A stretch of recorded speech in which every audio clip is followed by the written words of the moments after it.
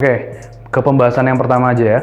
Banyak banget yang nanya, mau di DM maupun di YouTube kakak, itu yang bertanya, Kak, bedanya pola pembibitan dan bedanya reguler dan mandiri itu apa sih, Kak? Itu banyak banget yang nanya.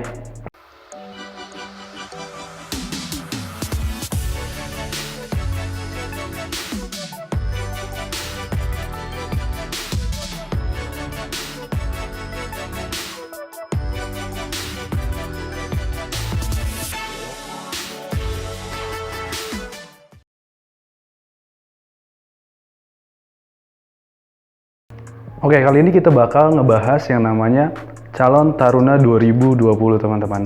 Di mana bagi teman-teman yang baru lulus SMA ataupun sudah mencoba di tahun lalu dan gagal, silakan teman-teman bisa mempersiapkannya dari sekarang. Kenapa dipersiapkan dari sekarang? Karena banyak banget rangkaian tes yang harus teman-teman siapkan. Oke, ke pembahasan yang pertama aja ya. Banyak banget yang nanya, mau di DM maupun di YouTube kakak, itu yang bertanya, Kak, bedanya pola pembibitan dan bedanya reguler dan mandiri itu apa sih, Kak? Itu banyak banget yang nanya. Oke, langsung aja ke pembahasan yang pertama ya, terkait pola pembibitan. Nanti akan seimbang aja ya, kita akan bahas terkait pengalaman di 2019, kita bawa untuk lebih baik ke 2020 gitu ya.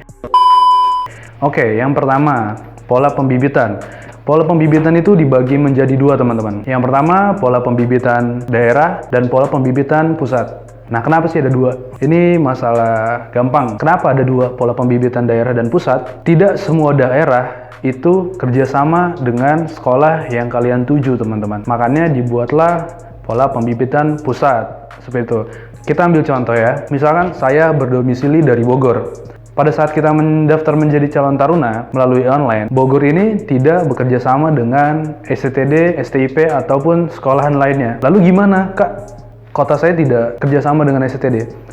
Caranya, kamu harus mendaftar melalui jalur pola pembibitan pusat, teman-teman. Nah, bedanya apa sih? Nah, itu tadi. Kalau daerah, pada saat kalian mendaftar, daerah domisili kalian Bogor, kalian akan bekerja saat kalian lulus, kalian akan bekerja di Bogor.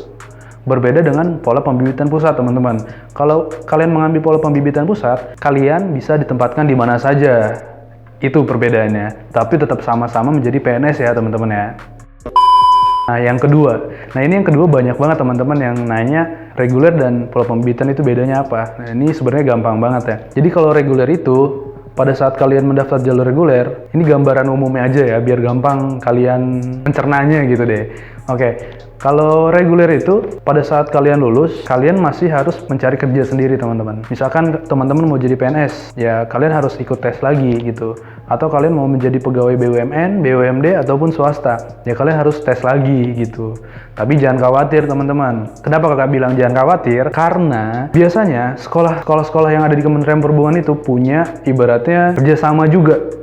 Kerjasama dengan ya perusahaan-perusahaan tersebut. Jadi teman-teman ibaratnya masuk ke perusahaan tersebut dipermudah lah atau dibantu nantinya. Jadi contohnya seperti itu, teman-teman ya. Oke, yang ketiga, ini jalur mandiri. Jalur mandiri ini tidak semua sekolah kedinasan itu buka ya, teman-teman. Termasuk STTD, itu STTD tidak buka yang namanya jalur mandiri. Nah, jalur mandiri ini biasanya ya sama, kalian mengikuti tes dan lain-lain gitu ya. Tetapi ada sedikit mungkin perbedaan biaya pada saat kalian mendaftar jalur mandiri. Mungkin itu aja bedanya. Untuk nanti ke depannya, yang mandiri hampir sama dengan reguler, teman-teman. Dia harus mencari kerja sendiri, seperti itu. Oke, sekedar info, teman-teman ya. Untuk pola pembibitan di STTD, Sekolah Tinggi Transportasi Darat, jika teman-teman tahu, pada tahun 2019 itu murni pola pembibitan semua, teman-teman. Jadi tidak ada lagi yang mendaftar jalur reguler maupun mandiri. Jadi semua lulusan STTD full PNS, teman-teman. Nah, ada lagi yang nanya, Kak, bisa nggak sih kalau kita daftar pola pembibitan, terus kita gagal, kita mau nyoba reguler atau mandiri? Jawabannya bisa, tapi. Nah, ada tapinya, teman-teman. Kenapa tapi? Karena biasanya jadwal pada tes pola pembibitan dan reguler itu bersamaan. Biasanya seperti itu, teman-teman. Beruntunglah kalian, misalkan kalian sudah daftar pola pembibitan, kalian gagal di tahap SKD atau tes CPNS-nya lah, kalau orang awam sebut gitu ya.